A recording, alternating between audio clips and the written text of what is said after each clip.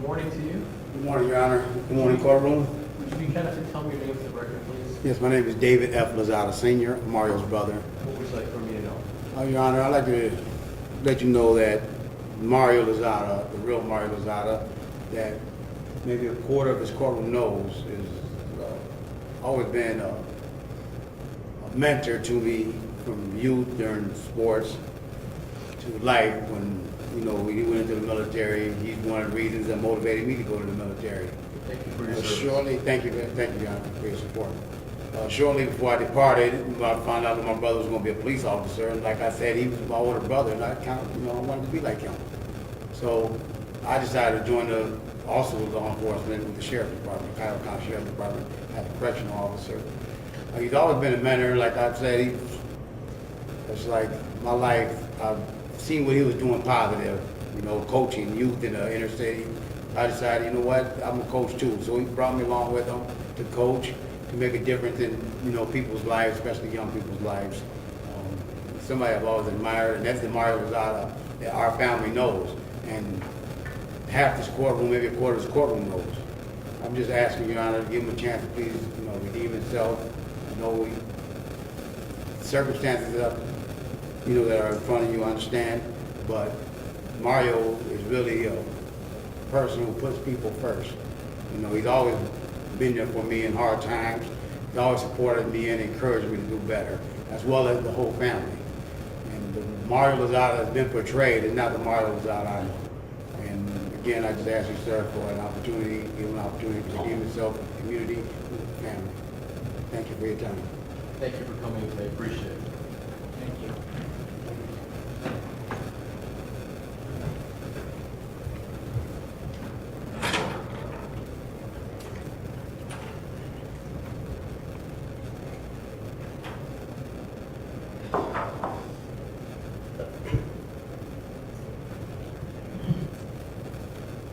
Good morning, sir. Good morning to you, Your Honor. Would you be kind Your enough? Honor, Ramon Lozada Rivera, father of Mario. Is that your cap on that cart back there? Yes, sir, that's Thank you the for your- era. Thank you for your Cap. service. I've been in service 6 years, Your Honor, 6 honorable years, Outstanding. reserved time, and I didn't waste time. I did it well, sir. Thank you. What would you like for me to know? When I come down here now, not only want you to know that I am father of Mario, proud father. I have a lot of respect for you sitting in that chair. My father taught me that. I got even more respect for those flags behind you, Your Honor. And the reason for me saying that is to let each and everybody here know that I didn't come down here to disrespect anybody. I didn't come down here to lie to anybody. I came down here to tell you exactly what my heart is asking me to let you know. And I'm here to defend my son.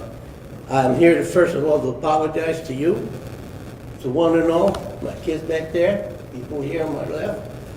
And the only thing that I can do, and if I need to, is get on my knees and apologize to you, let you know that we're all sorry for this. And I truly, truly apologize. I All I- appreciate that. I don't mean to interrupt you, but it's really not your apology to give. I appreciate what you're saying. But go ahead. But I'm the father. I understand. I raised Mario and his brother by myself. Somewhere along the line, Your Honor, I dropped the ball. I don't know exactly where, but I wish I knew. And if I'd known that, I wouldn't be here with you. So I'm asking you today to help me pick that ball up, Your Honor. My son is a good son. He's a good provider. And I'm 78 years old, and he still provides for me, even when I say no. Today he asked me, "You got parking money, Dad?" And he's more concerned about me than he is about himself right now, I assure you. So all that said and done, all I want to know, let you know, Your Honor, that we're not downplaying this. This is not a joke to us. It's not a joke to me. And we acknowledge it and we accept it.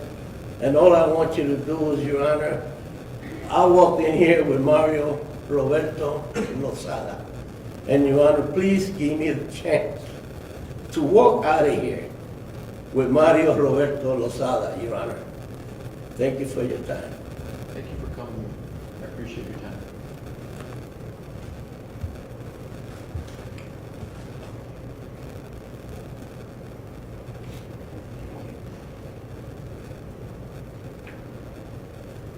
you, Your Honor.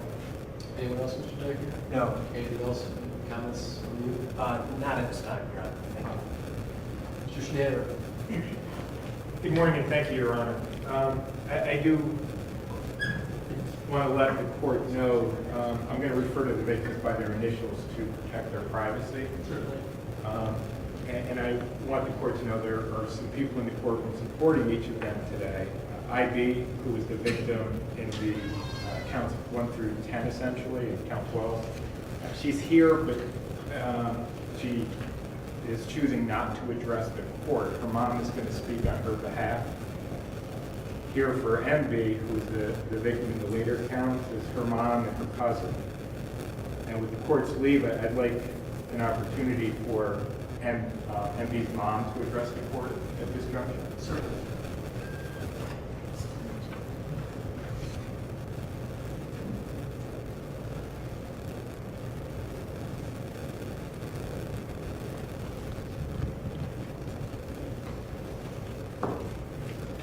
Good morning.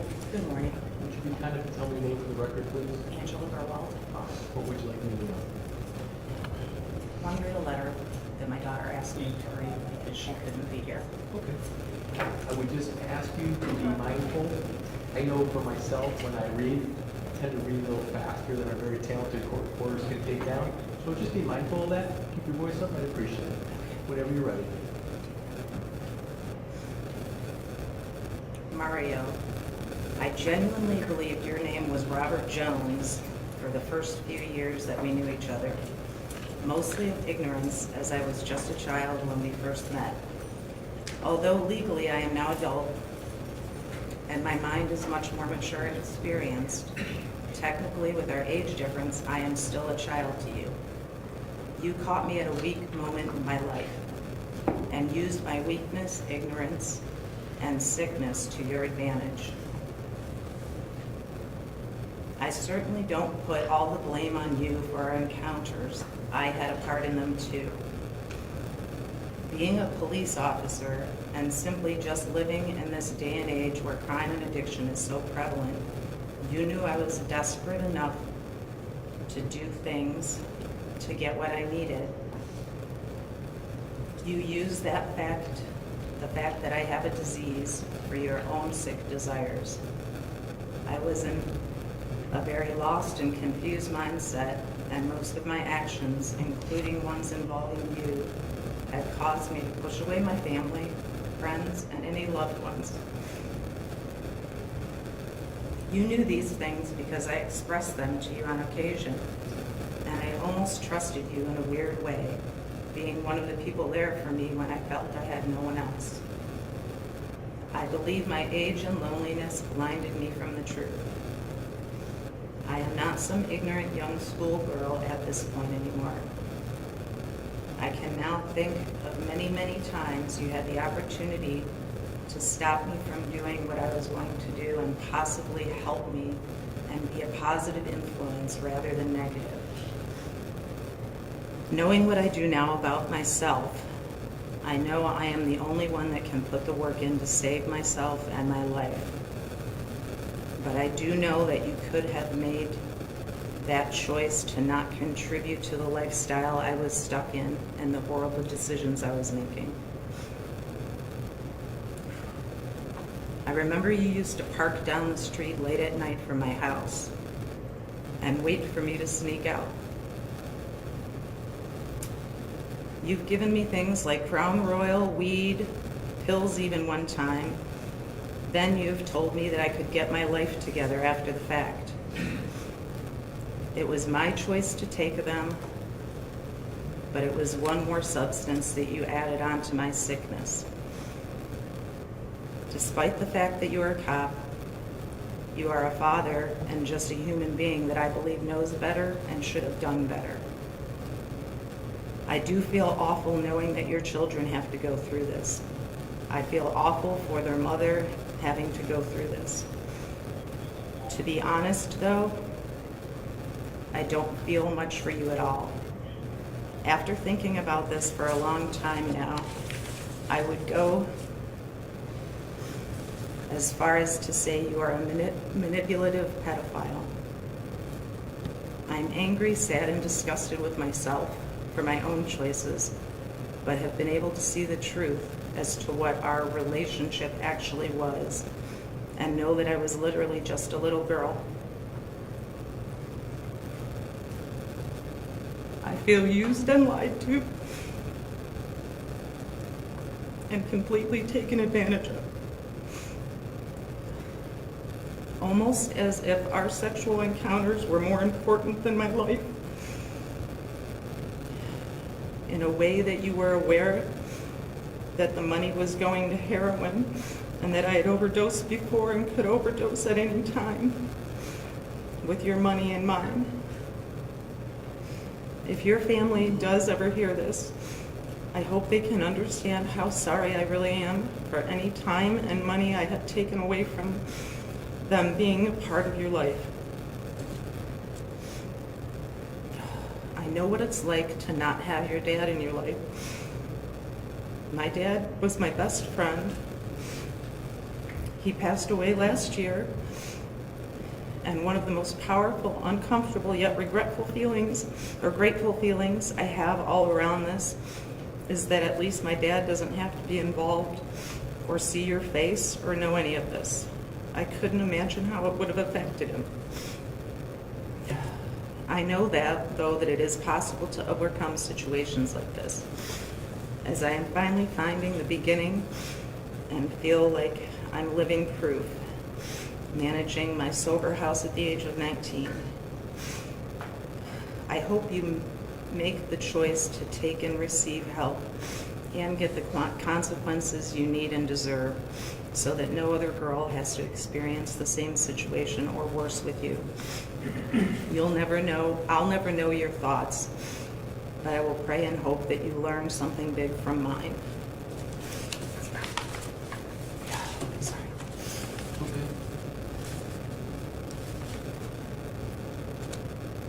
I just want to say how sad I am that a police officer, while me and her father were doing everything to pull her out of a dark place, was pulling against me and helping keep her there. She is right now not here and doing well, and that's why I wouldn't have wanted her to be here. She's dealing with the consequences of her actions. I believe there have to be consequences for his. So she's out of state, getting some treatment and counseling? Yes. Good. Yes, Wish her well. I will. Anything else you'd like me to know? Thank you for taking the time to come in and for us to read this statement. Thank you. Thank you, Your Honor.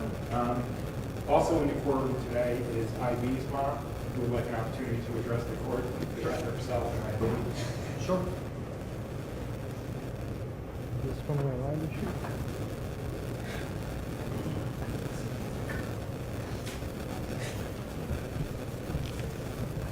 Good morning. Good morning. Would you be kind enough to start by telling me your name? Yeah, my name is Darlene Barrett. So I can't really begin to appreciate or imagine how stressful this might be for you. So I want you to take a moment, wherever you might need. I encourage you to take a couple of really, really deep breaths, because I know that whatever it is that you have to say is important. So it's important for me to be able to hear that.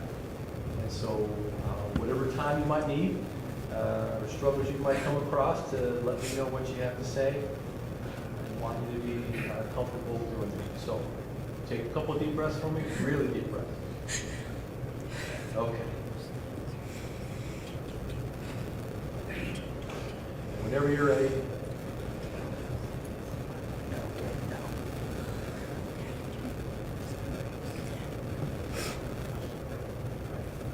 I just want to say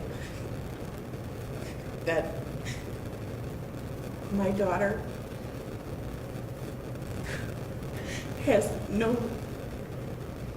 she's like scared of police and stuff like that now. You know, she's even scared of her stepdad. Like, he really messed her up. And I just remember getting a call that night from the Garfield Heights police stating that she was caught in a park after hours with her stepdad, which I was in bed with her stepdad. So this man put that in my child's head that he was her stepdad, or had lied to her and told her to tell the policeman that. And that's really all I have to say is, I don't want to see anything bad happen to anybody, but if anything does happen, I hope, you know, it does him good. Well, let me ask, how's she doing? She's doing good. Like I said, she doesn't really, it's hard for her to comprehend, like, the seriousness Sure. of everything, because she was only 14 and she just turned 16 a couple weeks ago.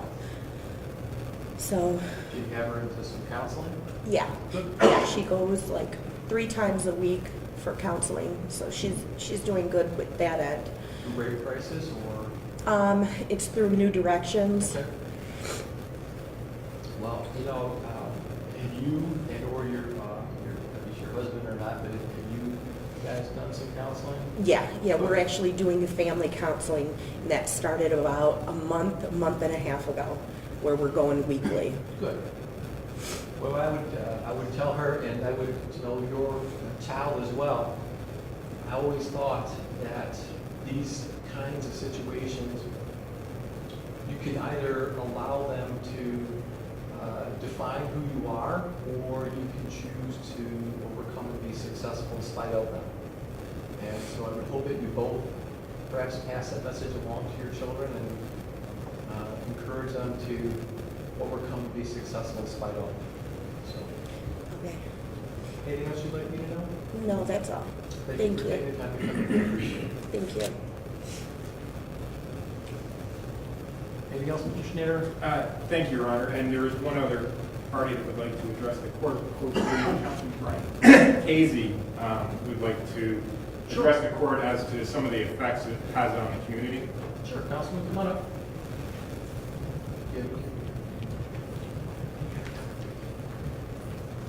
Thank you, Your Honor. Your Honor, I was approached by 2 different organizations that have been severely impacted by the actions of Mr. Lozado. And they asked me if I would come down and relay the message to the courtroom on how he's impacted the organizations that and the people that Mr. Lozado has been involved with. And there's a letter that they drafted to you, and it says, "Dear Judge Gall, this letter is being submitted by Mr. Darrell Lehman, President of Tri-League, and Ms. Donna Woods, President of West Denison Baseball. We are writing this letter today on behalf of our organizations and the children, especially the young women of our league and their families that have been impacted by the actions of Mr. Mario Lozada. Mr. Lozada was active with the Tri-League Baseball League for over 10 years and as recent as fall of 2008. During that time, he managed countless softball teams and coached hundreds of girls and young women during that time. He was a board member and league treasurer for the past several years and was viewed by board members, other leagues, players, and families as a trusted member of the organization. Additionally, as a Cleveland police officer for over 2 decades, he was also viewed as a trusted member of the community. We were all stunned, shocked, extremely disappointed, and especially disgusted by his actions.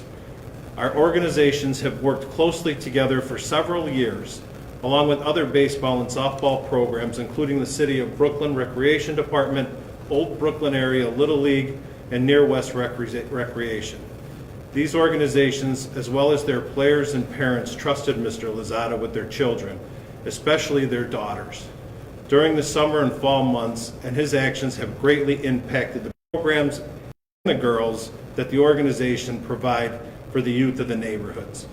Some of the leagues experienced a reduced number of players this past summer and can't help but attribute the sudden decrease in participation to Mr. Lozada. His actions have also impacted how other coaches, who are good, upstanding citizens, have been viewed by players and parents. All of our coaches and volunteers put in countless hours of their own time to provide a positive program for the children of the neighborhoods. The result of Mr. Lozada's actions have literally taken the wind out of the sails.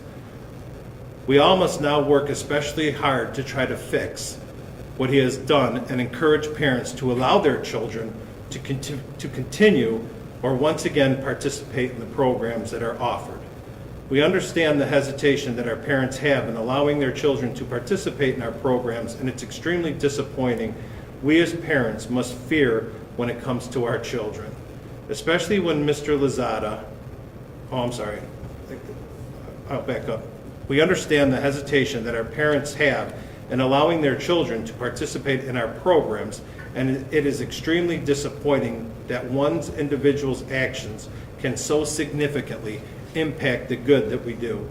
The crimes he committed are what we as parents most fear when it comes to our children, especially when Mr. Lozada presented himself as such an upstanding citizen to our leagues, family, and children. Our parents trusted him with their daughters, and for many, that betrayal cannot be undone.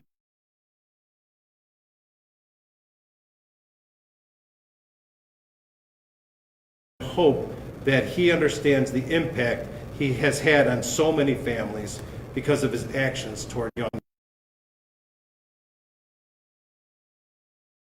On a personal note, Your Honor, I've known Mr. Lozada for years. I've coached against him.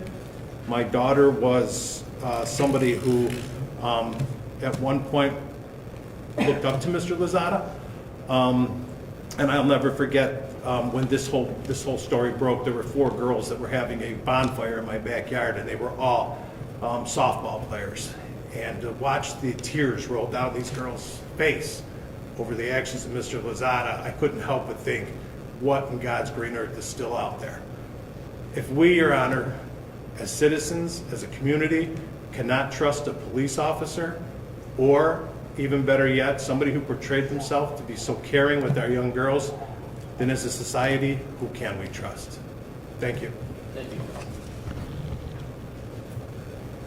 you. Your Honor, I just have a couple of things to say. I think it's important at today's hearing, we're learning about a police officer who tarnished the name of the police.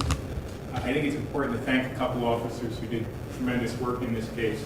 Officers Simeon and Malik of the Garfield Heights Police Department, who stumbled upon a car exiting the park in circumstances when the park was closed, who listened to what seemed like a perfectly rational explanation, even given by the young girl IB, that, she had run off and her stepfather had picked her up, but they investigated and they did so professionally. And they were able to look at the facts, look at some things in the car that told them what they were being told by both Mr. Lozada and IB wasn't accurate. And they were able to, through their investigation, take what can only be described as somebody who preyed on the vulnerable and young women in this case and hold them accountable. So it's important to recognize the good work the officers did, and the same should be said of Sergeant Sheehan of the Internal Affairs Unit of the Police Department, who I know worked very closely with MB in this case. Obviously, the victims in this case have no reason to trust the police. He worked closely with her, gained her trust, gained the trust of her mom, and she was able to cooperate and assist in the investigation to help us hold Mr. Lozada responsible for his actions. I think it's important for this court to recognize what Mr. Diker put out about Mr. Lozada and his family. He has done good, but I think it's also important for the court to hear about the harm he did. It's up to this court to impose an appropriate sentence that reflects both of those aspects of Mr. Lozada. I would say that the most egregious part of this whole case is Mr. Lozada preyed upon the very people he took an oath and swore to protect. He preyed upon the most vulnerable, those people addicted to drugs. He fed their addiction. He used that addiction to satisfy his own sexual needs. IB was only 14 years old when this began with her. It's up to this court to weigh on the ledger and determine where that appropriate sentence is. Reflecting the fact that he has served this country, I understand that, and that he was a police officer, but in the state's mind, he used the good that he did to prey on the vulnerable. I think this court should impose a prison sentence that reflects the seriousness of the damage that Mr. Lozado did to not only MB, IB, but also in his cell phone records, there were communications with other people who were captive to addiction where he was feeding that addiction. It was obvious that he was paying these women for sex so they could feed their addiction. That conduct, I believe a significant prison sentence is appropriate. I leave it to the court to, like I said, weigh the harm and the damage that he did versus obviously the good side that was presented by his family. But I trust this court to recognize when somebody uses the position of a police officer to facilitate their crimes, to gain the trust of these young girls, and then to exploit it, that has to be reflected appropriately in the sentence that this court imposes, and I trust this court to do so. Thank you, Your Honor. Thank you, Mr. Skinner. Mr. Diker?